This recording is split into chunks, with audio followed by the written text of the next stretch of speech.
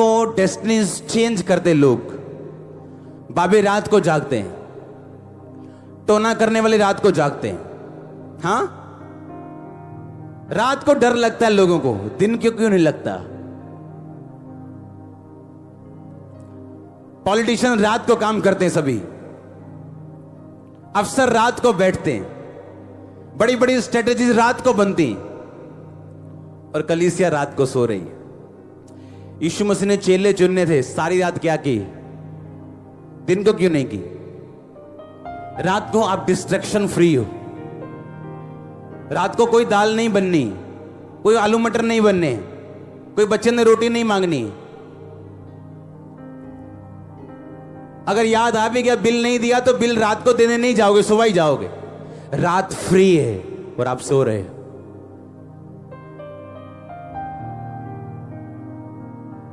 फिर कह रहे हो क्यों मेरी चीजें मुर्दा हैं, मेरी सेवा क्यों मुर्दा है, मेरी सेवा में लोग बढ़ते क्यों नहीं, मेरी चर्च में बढ़ोतरी क्यों नहीं, मेरी लाइफ में बरकत क्यों नहीं, बार बार बीमारियां मुझे क्यों घेरती हैं, शैतान मुझे क्यों तंग करते हैं? आपके हजारों सवाल हैं। और कभी ये पूछो, रात को जब शैतान डेस्टिनीज लाइव्स चेंज करने के लिए आता है, आप सो रहे होते हैं। ना तो आप यात्रा पे हैं, ना तो रात को जाग रहे हैं, आप डेंजरस क्रिश्चियन हैं। कुछ भी कभी भी हो सकता है, कोई श्योरिटी नहीं है। आज क्रिश्चियन है, कल है पता नहीं है। क्यों? क्योंकि ना तो यात्रा के ऊपर हैं और ना ही हम रात को जागने वाले हैं। पौलुस और सिलास ने कब आराधना की थी? लिखा आधी रात को। और बंदी गृह की नींव हिल गई, जेल के दरवाजे खुल गए। पतरस कब छुड़ाया गया? रात को। पौलुस कब छुड़ाया गया? रात को। यीशु मसीह कब प्रार्थना करने के लिए रात रात जाते थे? रात को। चेले चुने पहले क्या की? रात को प्रार्थना। क्रूस पे अगले दिन चढ़वाया जाना था, रात को क्या की? प्रार्थना। और उसके बच्चे सो रहे हैं रात को, कह रहे हम यीशु मसीह के फॉलोअर हैं और रात को हम सोते हैं। मैंने कहा अगर रात को आप 8 बजे 9 बजे 10 11 12 बजे सोते हो, सुबह 8 बजे उठते हो, आप मुश्किल में हो ऑलरेडी, पहले से ही आप ट्रबल में हो। दिन की 6 घंटे प्रार्थना, रात की 2 घंटे प्रार्थना एक बराबर है।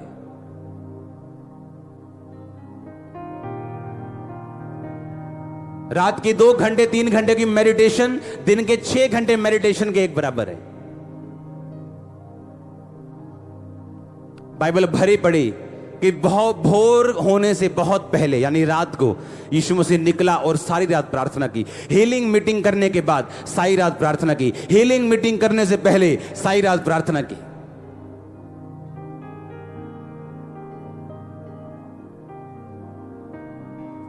तो फिर परमेश्वर को कई बार खांसी देनी पड़ती सारी रात।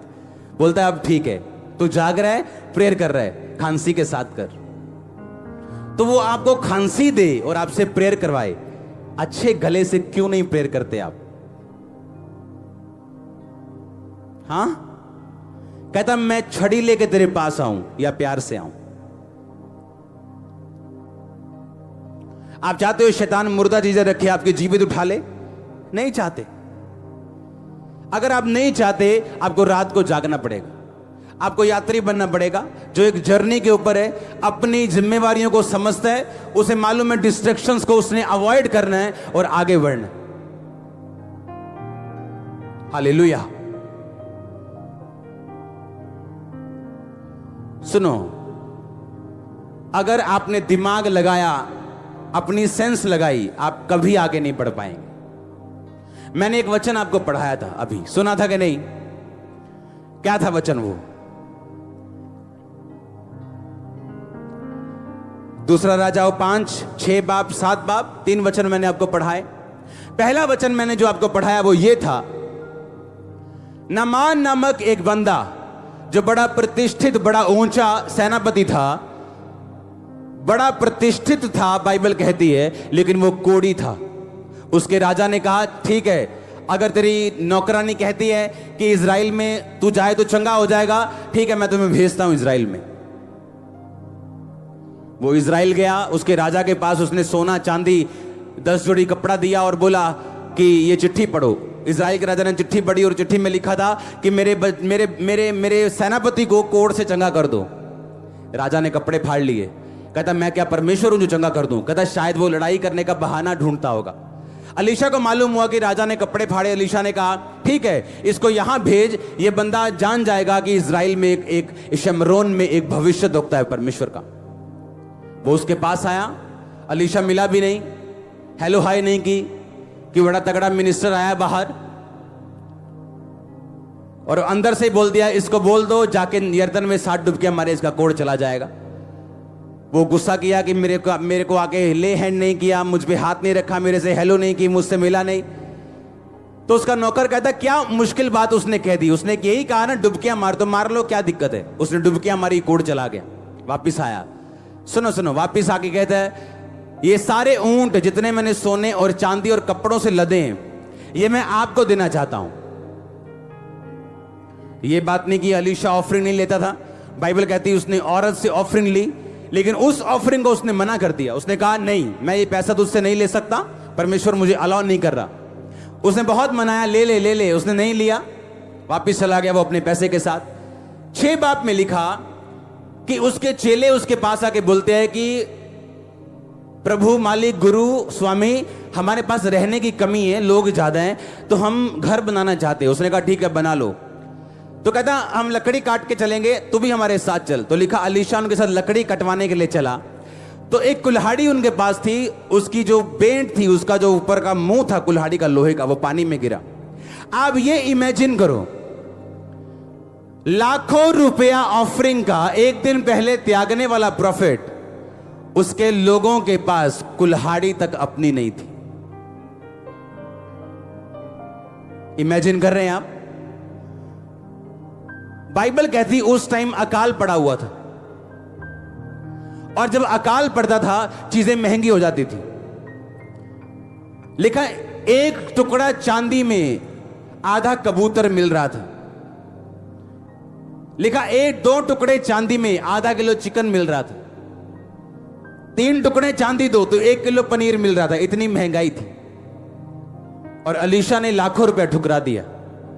और अगले ही दिन उसकी मांगी हुई कुल्हाड़ी भी पानी में जा गिरी।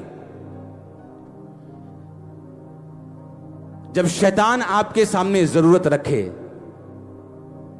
आप बीमार हो और आपको मालूम होता है वो देखो सामने बाबा जी आए हैं, एक बड़े पहुंचे बाबा ने जी, इन्हें को तुम जाओ ते मत्था टेको तारे बेबी हो जाऊगा। और आप मान लो 7 साल से चर्च आ रहे और बेबी नहीं हुआ, और परमेश्वर अब देखेगा आपको कि इस अकाल में आप वो ऑफरिंग लेते हो जो आप खुदा ने मना की है, या आप अपनी प्रॉब्लम के सामने झुकते हो।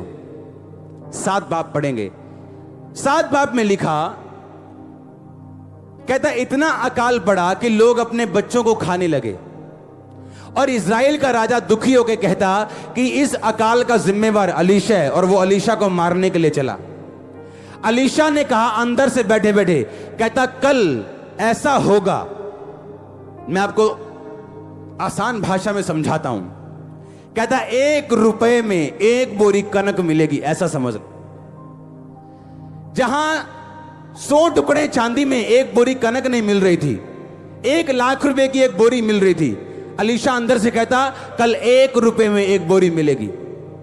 राजा का असिस्टेंट कहता अगर खुदा आसमान भी खोल देगा ना तो भी ये नहीं होगा।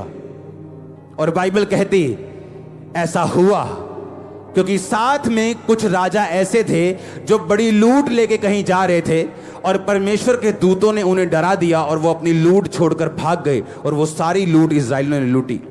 अब ध्यान से सुनना,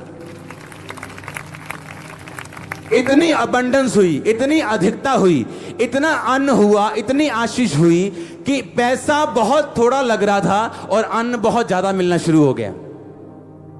इमेजिन करो, अगर अलीशा अपनी गरीबी या जरूरत के सामने झुकता तो क्या यह चमत्कार होता? अगर वो 1 लाख रुपया नमान से ले भी लेता और एक घर बना भी लेता, अपने चेलों को सुखी कर भी लेता, तो पूरी कौम कभी भी सुखी ना होती। पूरी कौम सुखी इसलिए हुई क्योंकि अलीशा ने परमेश्वर की बात को सुना, जबकि उसका माइंड ये कहता था, दिल ये कहता था कि तुझे ऑफरिंग लेनी चाहिए क्योंकि अकाल के दिन है और तेरे चेले भूखे हैं। क्या आप उसके वचन पे खड़े रहने के लिए तैयार हैं? जब मुश्किल से मुश्किल परिस्थिति हो, जब शैतान आपको झुकाने की कोशिश करे, जब बीमारियां झुकाने की कोशिश करें, जब पैसे की तंगी चोरी कराने की कोशिश करे, जब आप कॉम्प्रोमाइज करने के लिए शैतान से तैयार हो जाएं, तो इसका मतलब आप बड़े कामों के लिए नहीं चुने जा सकते। इसका मतलब परमेश्वर आप पे भरोसा नहीं रख सकता कि वो पूरी कौम को आपके द्वारा छुड़ा सके। बड़े कामों के लिए मूल्य बड़ा अदा करना पड़ता है। 2 मरले का घर अगर लेना हो तो फिर 2 लाख लगता है, 10 लाख लगता है, 5 लाख, 6 लाख लगता है। पर अगर बड़ी कोठी लेनी हो तो 10 लाख से नहीं आती। आज हमारे विश्वासी शैतान के साथ कॉम्प्रोमाइज करके अपनी कौम को बचाना भी चाहते हैं, प्रभु का काम भी करना चाहते हैं, अपने बॉयफ्रेंड को खुश भी करना चाहते हैं और खुदाबंद को मानना भी चाहते हैं। ये ऐसा पॉसिबल नहीं, क्योंकि आप 2 नावों पे सवार नहीं हो सकते, ना ही आप शैतान और परमेश्वर दोनों को खुश कर सकते। एक ऑफरिंग ठुकराई, अबंडेंस, स्वर्ग खोल दिया खुदाबंद ने। तो मैं ये पूछना चाहता हूं, जब स्वर्ग खुला तो क्या उसके चेले बरकत नहीं पाए होंगे? बोलो। जब आप अपने लिए आशीष मांग रहे हो वो अलग बात है, जब आप अपने पूरे मोहल्ले के लिए आशीष मांग रहे हो, क्या आप अपने मोहल्ले में नहीं हो ना? तो उसके चेले क्या मैंने कहा आशीषित नहीं हुए होंगे? क्या अलीशा आशीषित नहीं हुआ होगा? उसके लोग भी आशीषित हुए, चेले भी हुए और अलीशा भी हुआ। ऐसा तब मुमकिन है जब आप ना झुकें, आप कॉम्प्रोमाइज ना करें शैतान के साथ, तंगी में भी फेथफुल रहें, खुदावंद जो कह रहे हैं उसको फॉलो करना।